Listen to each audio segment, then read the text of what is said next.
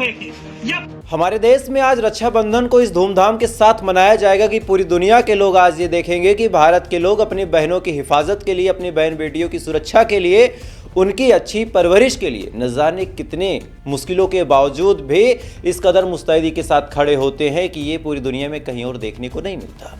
ये संस्कृति, ये सभ्यता जब हम लोग पूरी दुनिया को दिखाते हैं तो पूरी दुनिया को लगता है कि शायद स्त्रियां और लड़कियां सबसे ज़्यादा अगर कहीं सुरक्षित होंगी तो हमारे देश में ही सुरक्षित होंगी। हर एक रिश्ता भारत देश में लड़की के प्रति बड़ा पवित्र माना जाता है। हमारे देश में ये कहा जाता है जब शादी भी होती है तो 7 वचन लिए जाते हैं, 7 वचन दिए जाते हैं कि हम तुम्हारी मर्जी के खिलाफ ये नहीं करेंगे, हम तुम्हारी मर्जी के खिलाफ वो नहीं करेंगे।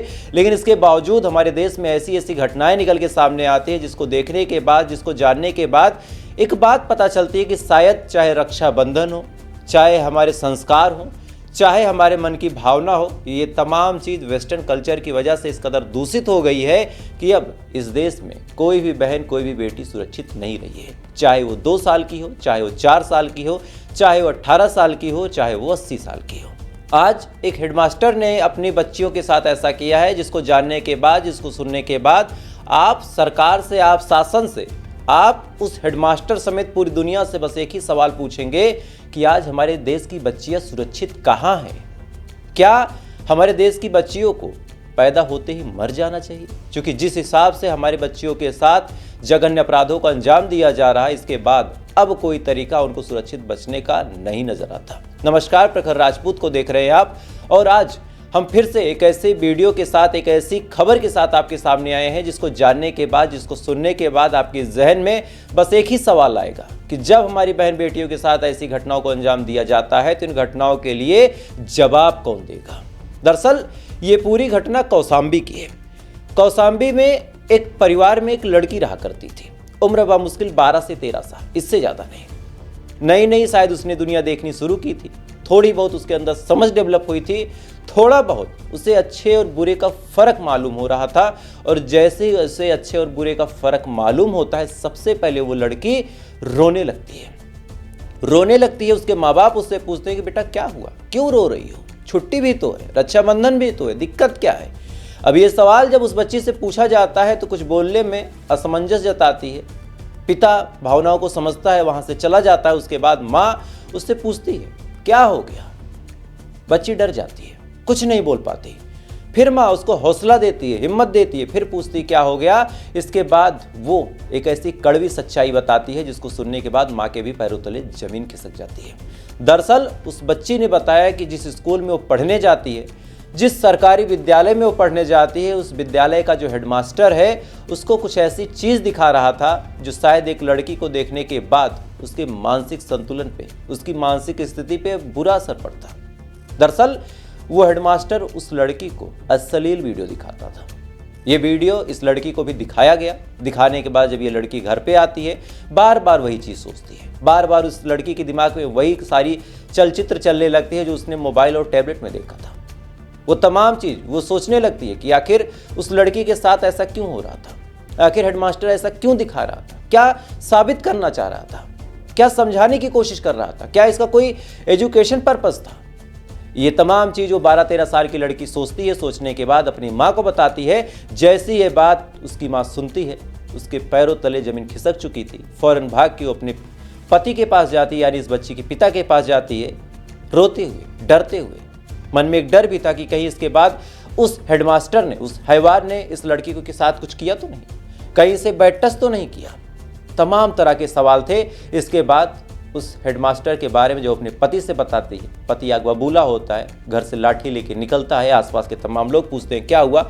आसपास के तमाम लोग जब पूछते हैं, उसके बाद वो हेडमास्टर के बारे में जब बताता है, तमाम लोग फिर से सहम जाते हैं, क्योंकि उनके भी घरों की बच्चियां वहाँ पे पढ़ने जाती थी। तमाम लोग भाग के अपने घरों में जाते हैं, अपनी अपनी बच्ची को बुलाते हैं, बुलाने के बाद पूछताछ करते हैं। जिस भी बच्ची से पूछा गया उसने ऐसी ऐसी घिनौनी कहानी सुनाई जिसके बाद पूरा गांव आग बबूला हो गया। दरअसल किसी बच्ची को वीडियो दिखाया गया था, किसी बच्ची के सीने पे हाथ फेरा गया था, किसी बच्ची के प्राइवेट पार्ट पे हाथ रखा गया था, किसी के साथ गलत काम करने की कोशिश की गई थी। और ऐसा वहाँ पढ़ने वाली हर एक बच्ची के साथ हुआ था, और करने वाला वहाँ का जो हेडमास्टर था वही था। इसके बाद तमाम लोग आक्रोशित होते हैं। आक्रोशित होने के बाद भाग के उस स्कूल में जाते हैं, उस हेडमास्टर से पहले प्यार से पूछताछ करते हैं, उसके बाद वो अकड़ दिखाता है। अकड़ दिखाने के बाद इसी बीच एक अभिभावक बाहर आता है और अपनी बच्ची के साथ हुए उस गलत काम को सोच के इस हेडमास्टर की पिटाई कर देता है। तमाम जो टीचर थे वो छुड़ाने की कोशिश करते हैं, तमाम जो टीचर थे वो बीच बचाव करने की कोशिश करते हैं, लेकिन लोगों का जो गुस्सा था वो सातवें आसमान पे था। लोग सोशल मीडिया पे इस वीडियो को शेयर भी कर देते हैं। उसके बाद देखते ही देखते ये वीडियो जब सोशल मीडिया पे वायरल हुआ, वायरल होने के बाद वहाँ की पुलिस तक ये मामला जाता है। जाने के बाद पुलिस ने इस मामले में संज्ञान लिया। उसके बाद पुलिस ने क्या कुछ कहा आप वो सुनिए। थाना मंझनपुर के ही एक उच्च प्राथमिक विद्यालय खैरवा विकासखंड सरसवा के हेडमास्टर पर ये सोशल मीडिया के माध्यम से आरोप लगाया गया कि वो जो है अपने टैबलेट पर अश्लील कंटेंट को वहीं अपने विद्यालय में पढ़ने वाली छोटी बालिकाओं के साथ में शेयर कर रहा था, ये उन्हें दिखा रहा था। उक्त सोशल मीडिया के कंटेंट को तत्काल थाना मंझनपुर की पुलिस ने संज्ञान लेते हुए संबंधित से तहरीर प्राप्त कर सुसंगत धाराओं में अभियोग पंजीकृत कर लिया गया है।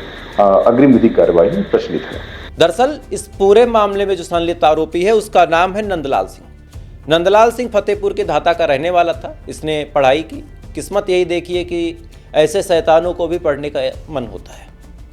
पढ़ाई करने के बाद इसने कुछ एग्ज़ाम दिए, उस एग्ज़ाम को पास किया। उसके बाद ये पहुंच जाता है कौशाम्बी में, एक जगह लगती है खैरवा बरौला में। जाने के बाद ये बाकायदा टीचर बनता है। उसके बाद वहाँ पे ही ये हेडमास्टर बना दिया जाता है। हेडमास्टर बनने के बाद इसका एकमात्र कार्यक्रम था, इसका एकमात्र प्लान था कि वहाँ जितनी भी बच्चियाँ पढ़ें उनको उस तरह के कंटेंट को दिखाया जाए। दिखाने के बाद उनको उन कामों के प्रति प्रेरित किया जाए। साफ शब्दों में कहा जाए तो ये वीडियो दिखा के उन बच्चियों को ये बताने की कोशिश करता है कि ये बड़ी अच्छी चीज़ है, यू शुड ट्राई दिस, तुम्हें भी ये करना चाहिए।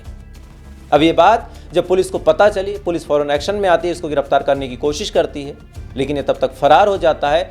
जैसे तैसे करके कड़ी मशक्कत के बाद इसको गिरफ्तार किया गया। गिरफ्तार करने के बाद अब इसके ऊपर कार्रवाई की जा रही है।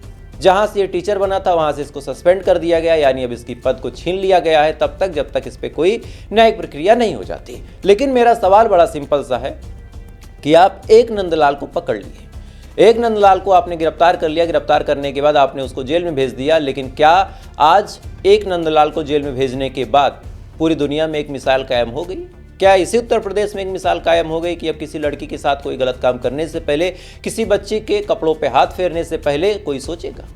नहीं सोचेगा।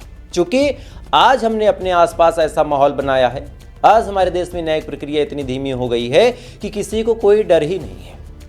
आप एक चीज़ जान लीजिए, किसी काम के प्रति आपको डर तभी लगता है जब आपको पता है कि इस काम का जो रिजल्ट है वो फौरन मुझे मिल जाएगा। एक आदमी कोई अपराध करता है, अपराध करने के बाद उसको पता है कि मैं अगर अच्छे वकील को हायर कर लूँगा तो 4-6 महीने में मुझे जमानत मिल जाएगी। उसके बाद पूरी ज़िंदगी में पैरवी के लिए जाता रहूँगा, चंद पैसे खर्च करूँगा, पैसे खर्च करने के बाद आराम से हाई कोर्ट या फिर सुप्रीम कोर्ट से जमानत मुझे मिल जाएगी। ये आज एक सामान्य आदमी का परसेप्शन बन गया है। हर आदमी को पता है कि न्याय की प्रक्रिया धीमी है, हर आदमी को पता है कि पुलिस के सामने पैसा चलता है, हर आदमी को पता है कि अगर पैसा बढ़िया खर्च कर रहे हैं तो न्यायालय में केस जीतने के चांसेस बढ़ भी जाते हैं। न्याय किसी ताक पे रख दिया जाता है और अंत में फिर ऐसी घटनाओं को अंजाम दिया जाता है, क्योंकि पूरी दुनिया और पूरा देश ये जानता है कि अगर आपके पास पैसा है तो आपका कुछ नहीं बिगड़ेगा। धर्मस्थला एक ऐसा संदिग्ध मामला जिसमें आज सैकड़ों की तादाद में हड्डियां निकल रही। कहा जाता है कि वहाँ पे 14 से 15 सालों तक लगातार हर एक लड़की के साथ गलत काम करके उसको मार के फेंक दिया गया। वहाँ भी कोई कार्रवाई नहीं हुई। उसके बाद आरजीकर मेडिकल कॉलेज, जिसके बारे में पूरा देश हिल गया था, वहाँ पे भी जब लोगों का एक हुजूम टूटा, बहुत सारे कैंडल मार्च हुए, न जाने क्या क्या हुआ। उसके बाद संजय रॉय को गिरफ्तार किया गया। 1 साल से ज़्यादा का वक्त गुजर गया, इस मामले में कोई कार्रवाई नहीं हुई। रिपोर्ट से दावा करती हैं कि अभी 2 दिन पहले इस मामले में बाकायदा प्रोटेस्ट हुआ था कि जो आरोपी है उसके ऊपर कोई चार्जशीट बना के कोई सजा ऐलान कर दिया जाए। लेकिन हमारे देश का कानून, हमारे देश का संविधान न जाने कितने लोगों को बचाने पर लगा है कि एक आदमी जिसके ऊपर सीधा सीधा प्रमाणित होता है कि इसने गलत काम किया है, लेकिन इसके बावजूद भी उसके इतने मानवाधिकार हैं कि कम से कम 10 साल तक वो अपनी सजा को डिले कर ले जाएगा। और साथ ही सबसे अफसोसनाक बात यह है कि अगर सजा हो भी गई तो उस सजा को असली रूप में आधारिक तौर पे, व्यवहारिक तौर पे लाने में जिंदगियां खत्म हो जाती हैं। आपको जान के बड़ा अफसोस होगा कि हर दिन हमारे देश में सैकड़ों रेप होते हैं, लेकिन आज तक हमारे देश में टोटल मामलों में केवल 58 सजाए मौत हुई। जिसको सजाए मौत मिली भी है उनमें से आज तक किसी को लटकाया भी नहीं गया। वो जेल में बंद हैं, बंद होने के बाद अपनी फांसी का इंतजार कर रहे हो। जब 5-6 साल बीत जाता है तो वो न्यायालय में एक रिट डाल देते हैं और कह देते हैं कि चूंकि मैं पिछले इतने सालों से मौत के डर से जी रहा था, इस वजह से अब मेरी सजा माफ कर दी जाए, चूंकि हर दिन तो मैं मर ही गया। और इस तथ्य के आधार पे हमारे देश की कानून व्यवस्था इतनी अच्छी है कि उसको फौरन सजा में माफी मिल जाती है। अगर फांसी की सजा मिली है तो उसको उम्र कैद में बदल दिया जाता है या फिर जमानत तक दे दी जाती है। और अगर इतने लूपहोल हमारे देश के कानून में हैं तो क्या बहन बेटियां हमारी सुरक्षित रहेंगी? क्या हमारी बहन बेटियों की इज्जत आबरू के साथ खिलवाड़ नहीं होगा? ये सवाल आज भारत के हर एक नागरिक को पूछना चाहिए, सरकार से, देश की न्यायालय से, देश की पुलिसिंग व्यवस्था से, देश की उस कानून की किताब से जिसके दम पे ये कहा जाता है कि अब देश में सब कुछ सही होगा। अगर इतना ढीला ढाला कानून रहेगा तो कैसे सही होगा? ये चीज़ मेरी समझ से बाहर है। खैर, आपकी क्या राय है कमेंट कीजिएगा और ऐसे अपडेट के लिए अगर आप चाहे तो फॉलो कर सकते हैं। तब तक आप अच्छे रहिए, खुश रहिए। जय हिंद, जय भारत।